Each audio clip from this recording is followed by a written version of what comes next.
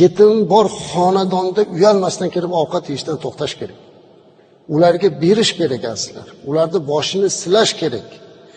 Bizda teskari bo'lib qolgan. To'yga borsak to'yana beramiz, o'limga borsak yeb kelamiz. Aslida o'lim so'ramasdan bo'ladi. Tayyormi, tayyor emasmi bo'ladi. Bu odam bechora musibat ustida turibdi. Bunga yordam beraylik deyish kerak. Biz buni bilmaymiz. Men bir joyga janozaga bordim. Domlaman, imom edim. Bir odam olamdan o'tdi. Janozasiga borsam, ishonsangiz shu kattasi 15 yosh, bu yog'i mana shu mayda bolalarda. Ko'rib juda ham ichim g'alati bo'lib ketdi. Yosh yigit olamdan o'tgan ekan. Janozasini o'qib, tasalli berib, mahallaga endi bolalarga e'tiborli bo'linglar, onasiga qaranglar dedimda ketdim. Hech qancha o'tmasdan yana janozaga olib borishdi. Borsam bu shu xonadon. Men so'radimki, avvalgi xonadonmi shu desam, qarang, o'sha kishini ayoli ham o'tdi, ikkalasi kasal edi ekan. Yana ne ko'z bilan ko'rayki, o'sha bolalar turibdi safni oldida. Yig'lab oldim ko'rib.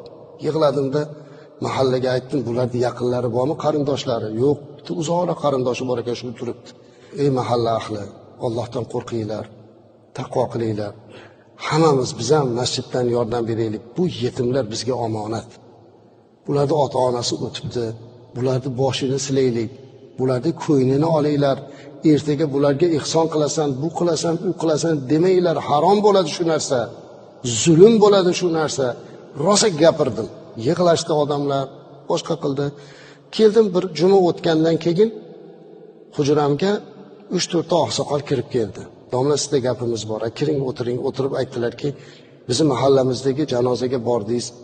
Juda ham ta'sirlandik suhbatingizdan. Haqiqatda ham o'sha yetimlar hech kim yo'q. Biz nima qildik deng, savob umidida bitta birodarimiz bozordan qo'y olib keldi. Yana bittasi guruch olib keldi. Xarajat qildik. Hamma narsani qilib o'shalarni otasini ehsonini, marakasini o'tkazdik kirib. Men qarab turib, astag'firulloh, sizlar meni gapimni tushunmasizlar a? Sizlar nima qildinglar o'zi? Qo'y olib, guruch olib, sabzi olib, yetimlarning uyidan choyxona o'rnida foydalanibsizlar-da. Kirib o'zingizlar pishirib yeb chiqibsizlar. Kimga kerak bu? Siz o'sha qo'yni yetimga bermaysizmi? O'sha xarajatni unga bermaysizmi undan ko'ra? Shuning uchun biz fatvo chiqardik. Mendan oldin nechta muftiy bo'lgan bo'lsa, men arxivdan ko'tardim. Hamma muftiy adatlab 7, 20, 40 qilishlik bid'at deb fatvo bergan ekanlar. Men ham shu fatvoni berdim. Lekin endi buni amalga oshirish, xalq birlashishi kerak-da. Odatda endi nima qilaylik degan gapdan yiroqlash kerak. Yo'q, bu odat emas, bu bid'at. Bundan qochish kerak. Musulmon odam yetimning haqqini yemaydi. Majburiy ihson qildirmaydi. Hatto mana bu yil yaqinda bo'lgan ulamolar kengashida biz qaror qabul qildik. Butun O'zbekiston bo'yicha bu qarorni aytdik. Janoza o'qigan domlaga pul bermang deb aytdik. Berilmasin, masjidga ham to'lamang, domlaga ham bermang. Chunki kim borib janoza o'qisa, bir qirot savob beriladi deganlar payg'ambarimiz alayhisalom. U qirot nima deganda Uhud tog'i dedi. Uhud tog'ichalik savobni Alloh berib, haqqini berib qo'yapti. Bermaymiz bu narsani. Majbur qilib borib o'zi mana shunaqa yetimi bor, bir xil o'rtada xizmat qiladiganlar bo'ladi-da, yugurib kelib domlaga bermasang bo'lmaydi, janozang o'tmaydi. Noto'g'ri bu gap. O'zi yetimi bo'lib turgan bo'lsa, domlalar ham borib hech qachon menga janozadan pul ber demaydi. Bunaqa domla yo'q. Kim aytayotgan bo'lsa bu tuhmat qilmaydi. Men 100% kafolat beraman, domlalar bunaqa demaydi. O'rtada turgan odam qiladi bu ishni. Shuning uchun endi biz oshkora buni murojaat qilib qabul qildikki, berilmasin. Berilmasin. Yaxshisi bu ham bir namuna bo'lsin o'sha yetim parvarlikka. 7, 20 qilasan, u qilasan, bu qilasan deb qiynashni o'rniga ularga kirib boshini silaylik. O'qishi nima bo'lyapti?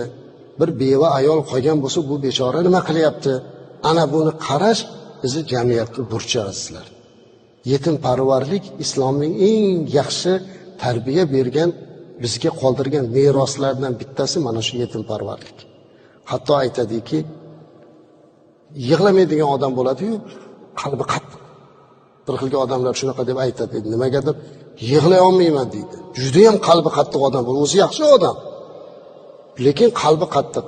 bitta sahoba kelib payg'ambarimiz alayhissalom shunaqa degan ekan, mani judayam qalbim qattiq, hech yumshatolmayman deganda Rasululloh alayhissalom yetimni boshini sila degan ekanlar.